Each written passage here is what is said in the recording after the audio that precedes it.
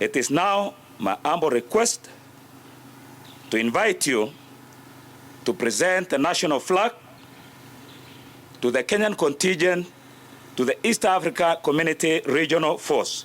Your Excellency, sir.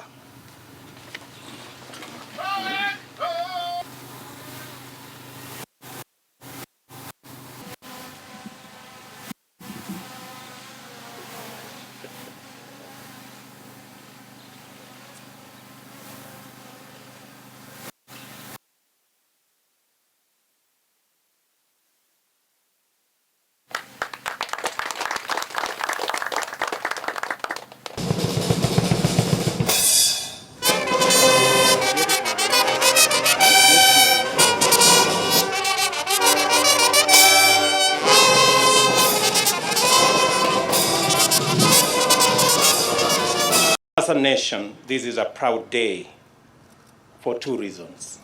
First, we are sending a signal to the world of our commitment to perform our obligations by contributing to the achievement and maintenance of peace and stability in our region.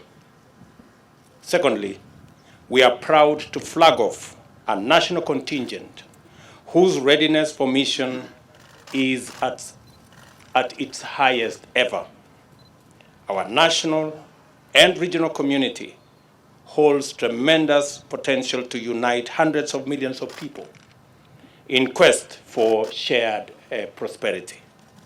It is our aspiration to unlock this potential and usher our people to a future of possibility where hopes abound and dreams have a real chance to come true.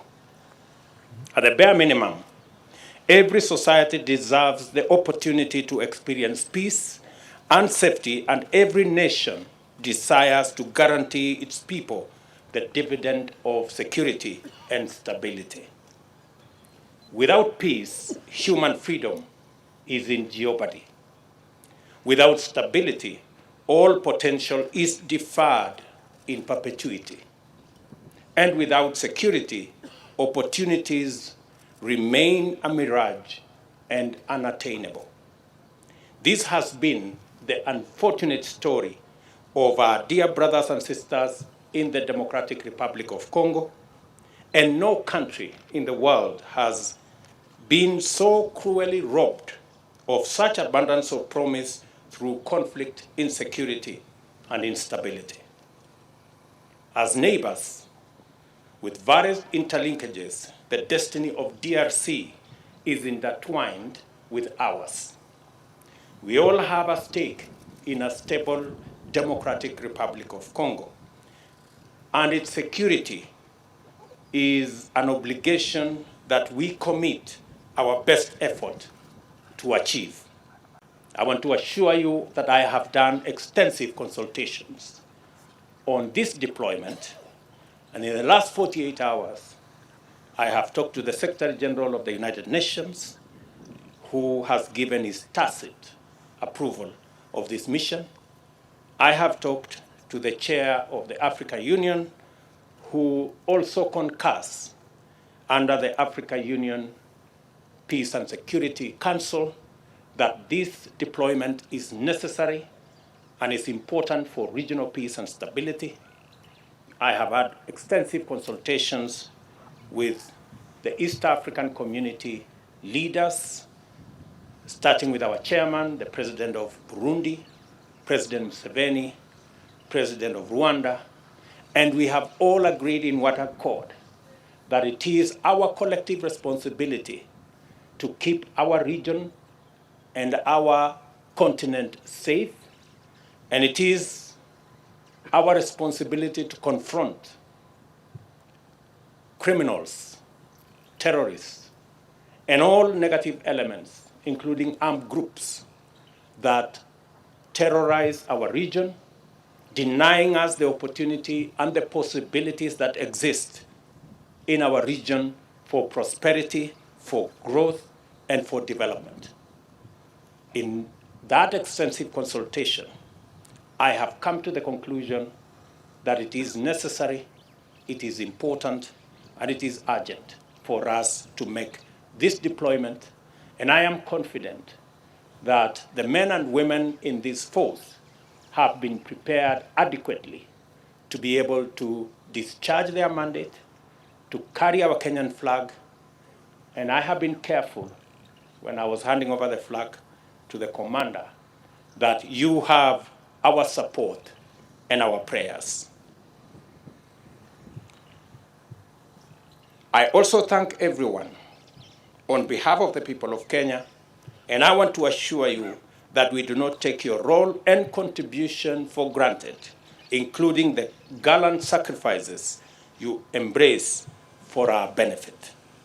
I encourage you to be our iconic ambassadors abroad as you have always been, and to continue embodying the noble values of bravery and patriotism in your mission.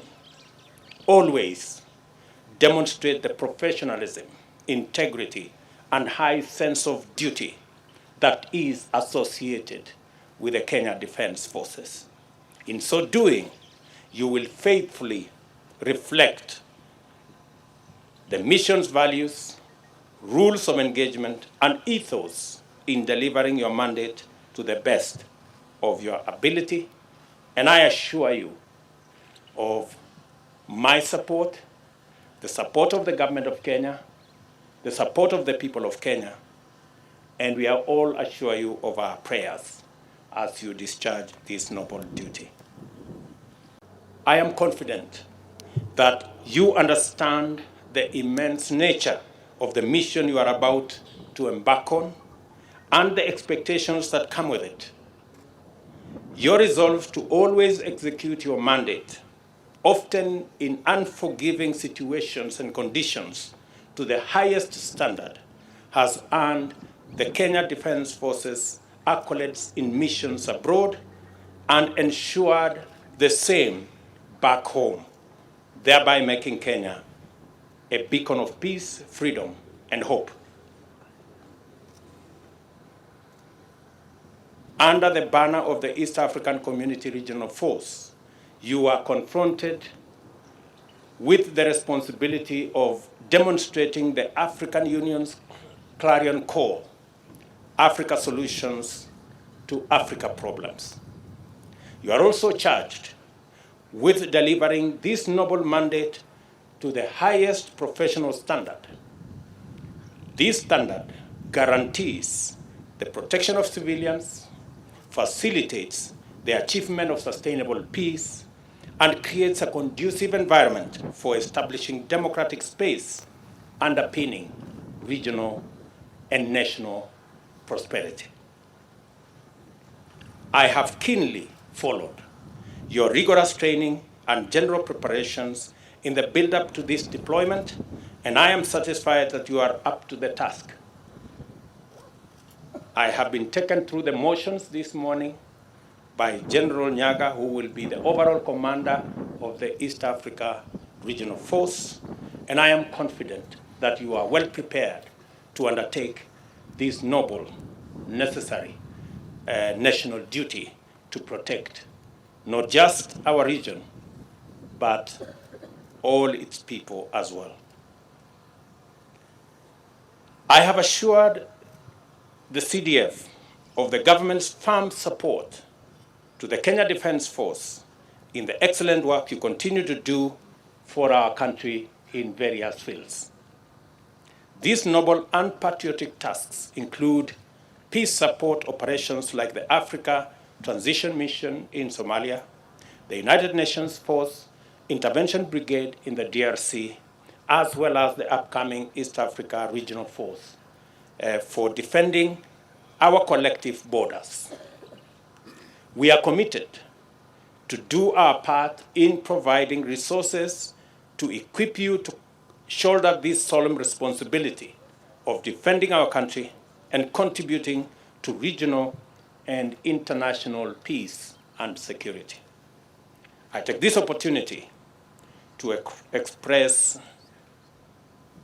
gratitude to all the commanders and troops of the Kenyan contingent assembled here today, and I also thank everyone who has worked so well and tirelessly to make sure that the team achieved the highest level of mission readiness.